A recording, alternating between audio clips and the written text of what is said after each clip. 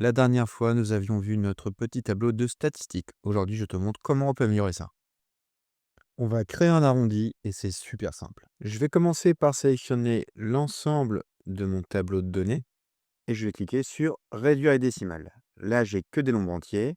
Je clique sur Ajouter une décimale, ici. Je le fais 2 fois. Comme ça, je rajoute mes 2 chiffres après la virgule. Et tout de suite, mon tableau devient beaucoup plus lisible. Parlons rapidement de l'étendue. L'étendue, ce n'est pas une fonction.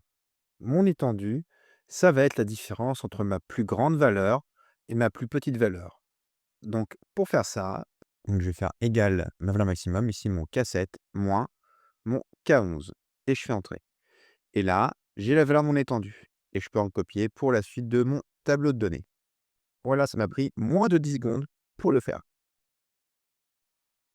Si tu regardes le petit tableur qu'on a créé, là, tu vois que quand tu passes sur une case, il te met un petit panneau.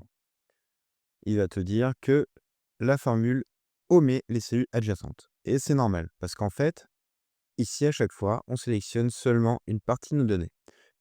Donc en fait, lui te prévient que si jamais tu veux vraiment faire un calcul sur l'ensemble de ta colonne, il va te manquer des données. Ici, tu vois que j'avais créé un mini tableau. Ce que je vais faire ici, c'est que je vais refaire la même chose. Tu vas voir, c'est super simple. Je sélectionne mes données et je me rends ici, sur les bordures. Et j'ai juste à cliquer ici pour pouvoir rajouter des bordures à mon tableau. Je peux aussi améliorer la partie haute de ma ligne et la mettre en gras.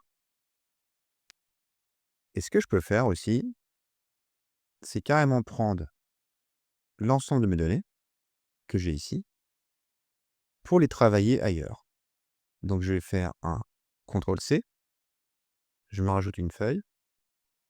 Et ce que je vais faire, c'est que je vais faire mon CTRL-V. Et là, je vois que j'ai une erreur. Je vois qu'il me dit hashtag ref. Qu'est-ce que je peux faire? Je peux juste faire coller les valeurs. Ce qui fait que là, j'ai juste de copier mes valeurs que j'avais avant dans l'autre tableau sur une autre feuille. Par contre, à ce niveau-là, il a perdu sa mise en forme. Donc là, ce que je peux faire valeur et format source. Et dans ce cas-là, vous voyez qu'il aura copié directement vos valeurs avec la mise en forme que vous aviez avant. Pour que mes colonnes soient tous à la bonne taille, je sélectionne mon tableau et je vais me mettre entre 2 colonnes ici et je vais faire un double clic gauche. Ce qui fait que mes données vont être directement à la bonne grandeur. Je zoome un petit peu pour qu'on puisse voir. Et là, vous voyez que c'est OK. Tout mon tableau s'est copié et chaque colonne est adaptée à la bonne grandeur. Dernière petite astuce pour améliorer ces données. Là, je ne sais pas de quoi je parle. Vu que j'ai copié sur une autre page, ce que je peux me faire, c'est rajouter une ligne juste au-dessus, donc une insertion, et simplement ajouter cumul mensuel des hauteurs de précipitation. Je peux améliorer encore ça un petit peu en fusionnant mes cellules. Donc je sélectionne mes 3 cellules, je vais faire un fusionner, ce qui fait que ce que je viens de rajouter sera directement centré. Je n'ai plus 3 cellules, mais une seule et même cellule. Et là, je peux changer la couleur, agrandir la taille comme je veux.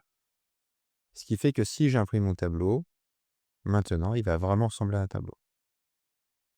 Si jamais j'ai oublié une cellule, ce que je peux faire, c'est que je reclique sur fusionner et centrer. Je clique une fois et là, vous allez voir que mes cellules sont de nouveau séparées. Je resélectionne, je clique une deuxième fois et j'ai une seule et même cellule.